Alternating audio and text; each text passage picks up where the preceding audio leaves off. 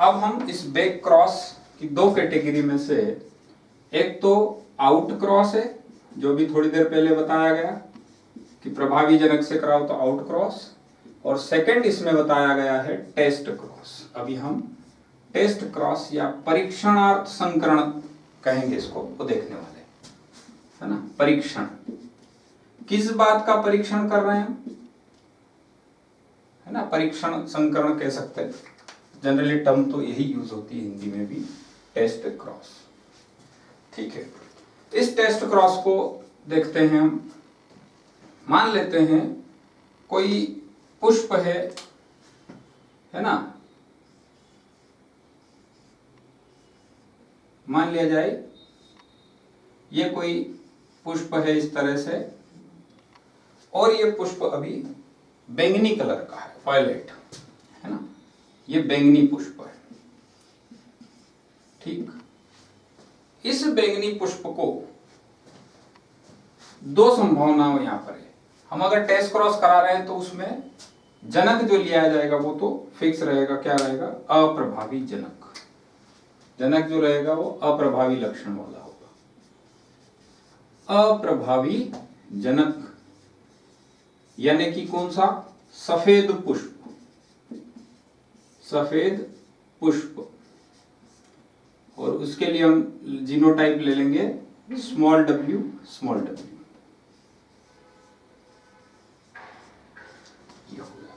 एक कंडीशन इधर रहेगी, वैसे ही समान रूप से अप्रभावी जनक को यहां पर भी ले, वो तो वही सफेद पुष्प वाला। समझने की कोशिश कीजिएगा इसको। इसमें भी जो जीनोटाइप होगा वो समयुग्मजीय अवस्था वाला रहेगा, यानी कि स्मॉल w, स्मॉल। और अभी ये जो बैंगनी पुष्प है, ये बैंगनी पुष्प में इसका कलर दिख रहा है, तो ये क्या है, फिनोटाइप है, और वो ज्ञात है। किंतु ये कैसा बैंगनी है, यानी कि ये समयुग्मजी प्रभावी रूप से बैंगनी है या फिर विषम युग्मजी रूप से प्रभावी दिख रहा है, मतलब इसका जीनोटाइप अज्ञात है। ठीक है, बैंगनी पुष्प का जीनोटाइप क्या है, अज्ञात है। और उसी अज्ञात जीनोटाइप को ज्ञात करने के लिए अप्रभावी जनक से क्रॉस करवाया जाता है, और इस प्रक्रिया को हम क्या कहते हैं, टेस्ट क्रॉस कहते हैं। परिणाम अलग अलग प्राप्त होने पर है ना, जनक तो समान है, किंतु परिणाम अलग अलग प्राप्त होने पर रिजल्ट अलग अलग मिलेंगे। उस बेसिस पर हम कह सकते हैं कि इसका अज्ञात जीनोटाइप कैपिटल W है या फिर कैपिटल W, स्मॉल w है। देख लेते हैं। अभी यहां पर मान लेते हैं कि एक कंडीशन हमने ये ली कि इसका जीनोटाइप मान लेते हैं अभी समयुग्मजी, और समयुग्मजी जीनोटाइप वाले के गेमेट अगर बनाते हैं युग्मक, तो इसके युग्मक जो मिलेंगे हमको वो क्या मिलने वाले हैं, कैपिटल W प्रकार के मिलेंगे। ठीक है, और इधर से भी जो युग्मक मिलने वाले हैं वो ऊपर वाले भी वो स्मॉल w, और दोनों को अगर क्रॉस कराएं तो है ना, दोनों को अगर मिलाते हैं, ये ऐसा कुछ कर लेते हैं, चेकर बोर्ड की तरह इसको बना लेते हैं। दोनों कंडीशन में ये युग्मक है, तो यहां पर जो परिणाम मिल रहे हैं देखिए, कैपिटल W, स्मॉल w ऊपर से, इधर से कैपिटल W, इधर से स्मॉल w, और यहां पर भी देखें तो कैपिटल W, ठीक है, ऊपर से स्मॉल w आने वाला है, यहां से कैपिटल W और यहां से स्मॉल w। हम देख रहे हैं कि सभी संतति में विषम युग्मजी अवस्था वाला जीनोटाइप है, और सबके फिनोटाइप कैसे होंगे, सभी पुष्प बैंगनी होंगे। परिणाम, यहां पर परिणाम क्या लिखने वाले हैं, रिजल्ट। दिखने में सभी पुष्प कैसे हैं, बैंगनी पुष्प है। सभी पुष्प है ना, या सभी पौधे जो है वो बैंगनी पुष्प वाले। ठीक है, इसके आगे का आपका बेसिक क्लियर होना चाहिए कि इनको किस बेसिस पे डिसाइड करते हैं। ठीक है, यहां पर मेंडल के नियम का पालन अभी हो रहा है। ठीक है, परिणाम क्या हुआ, सभी पुष्प बैंगनी है, तो इसका अर्थ ये निकला कि इधर से ये जो अननोन जीनोटाइप था ये समयुग्मजी था, अर्थात अज्ञात जीनोटाइप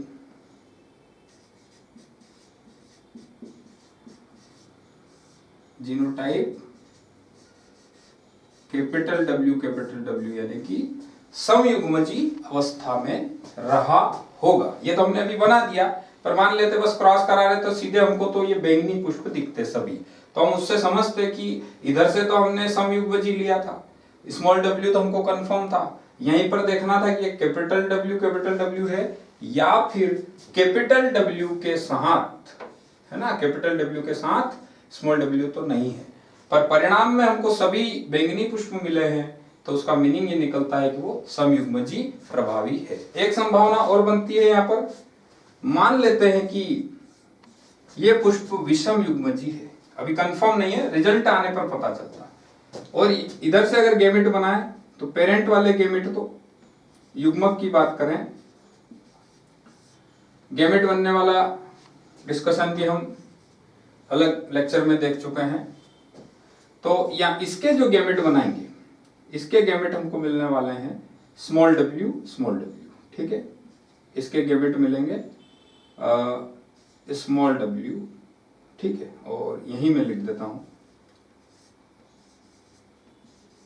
एक ही प्रकार के, और इसके गैमेट जो रहेंगे वो आप देख लेंगे, ये इस प्रकार से कैपिटल W और ये स्मॉल w, ये गैमेट में यहां लिखा, ठीक है। अब इसको यहां से हटा दो। हाँ, अब इसका परिणाम अगर रिजल्ट देखें चेकर बोर्ड इसका तैयार करके, तो देखिए ये यहां पर आपको दिख रहा होगा कैपिटल W के साथ स्मॉल w आने वाला, यानी कि इस जीनोटाइप वाला पुष्प कैसा होगा, बैंगनी। अब ये वापस से कैपिटल W के साथ स्मॉल w आने वाला है, यानी कि फिर से इस जीनोटाइप वाला पुष्प कैसा होगा, बैंगनी कलर होगा। अब इसके बाद इधर भी स्मॉल w है, इधर भी, यानी कि सफेद पुष्प, इधर भी स्मॉल w, ऊपर से भी स्मॉल w, यानी कि सफेद पुष्प। तो इसमें हम देख रहे हैं परिणाम की बात करें तो यहां पर परिणाम